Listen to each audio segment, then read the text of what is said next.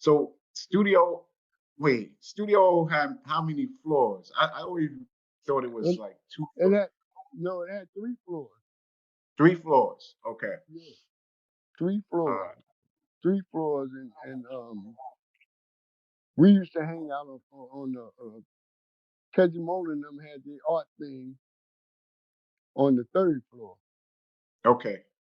You know, where Okay. he did his art, Joe Cuda did his painting, Pelosa did his sculpturing and pottery and stuff like that there and stuff. Yeah, we had some nice classes up there, man.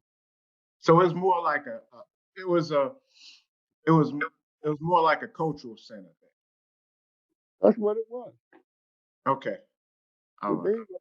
they call it the Studio O, but in the window it had a cultural art. They Okay. had a Wow. sign up called cultural art Okay. Okay. and Now stuff. they it's been stated that Ron Karinga in the early '60s or mid '60s came through Studio O in terms of talking about a new festival. I mean, not festival, excuse me, a new holiday with the Kwanzaa piece. You know, were you around for that? Um, well, we was into the Kwanzaa thing anyway.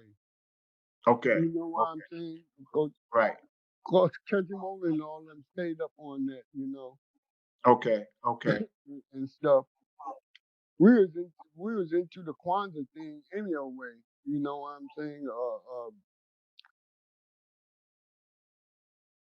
I never seen us celebrate Kwanzaa like that, but with the candles and all that right, stuff.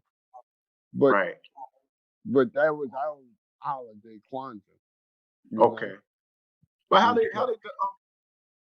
how did the community receive Studio O and y'all? I mean, y'all as young people, how did the community receive Studio O? Let me tell you what they did for. Let me tell you what they did for the kids in Studio O. They used to give the kids a party too. When Wow, Halloween came around, the kids came to the Studio O. They didn't go to nobody's house. wow, They had all kinds of candies and stuff. We went out to different the fellas went out to different stores and stuff and asked for donations, and they was giving it up like nothing, man. And he said, "Sell it."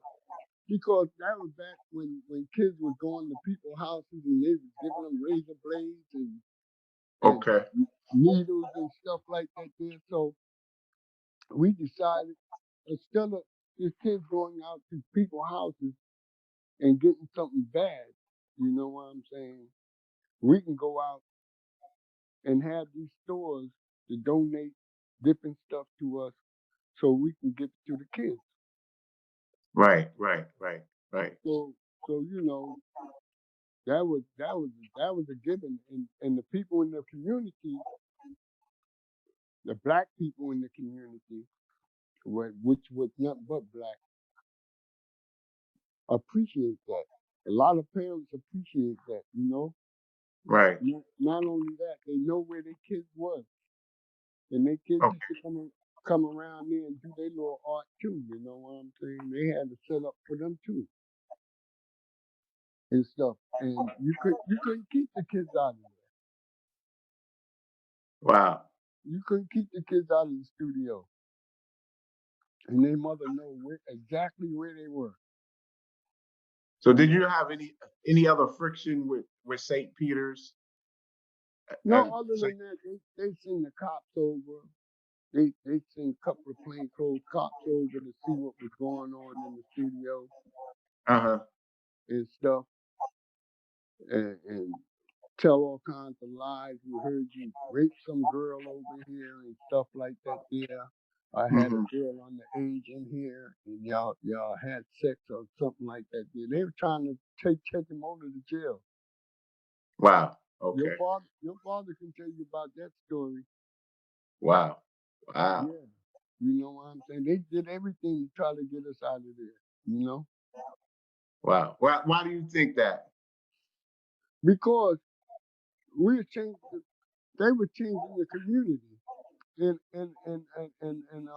in a way, you know what I'm saying? Right. Right. And the community seen that Tejamola and them weren't no bad people, you know what I'm saying? Especially my Right. mother. Especially my mother. My mother used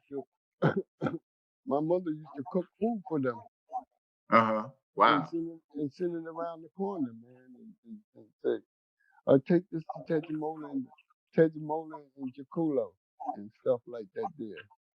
You know, some nice plates he used to send them, man. And they sit down and eat, man, and thank her and stuff like that there. And it's pretty.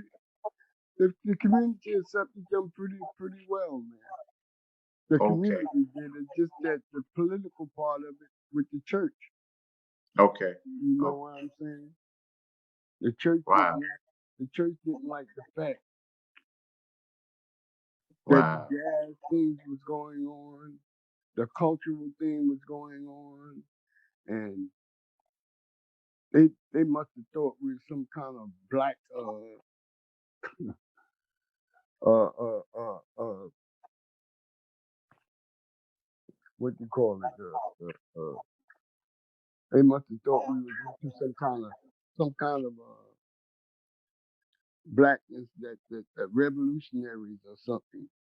You Okay. know, Okay. The revolutionary. that's what. Yeah, because you know it was a big it was a big thing up in Holland too with Jaculo and them and stuff like that there, where the FBI was on their case and so and so and so and so and so and so. Right. Right. Your father can tell you about all of that, and that's the only problem we have with the church. Okay. Okay. That's the So only. so this is the foundation. So it's almost like Studio O kind of opens up the pathway for the East a little later.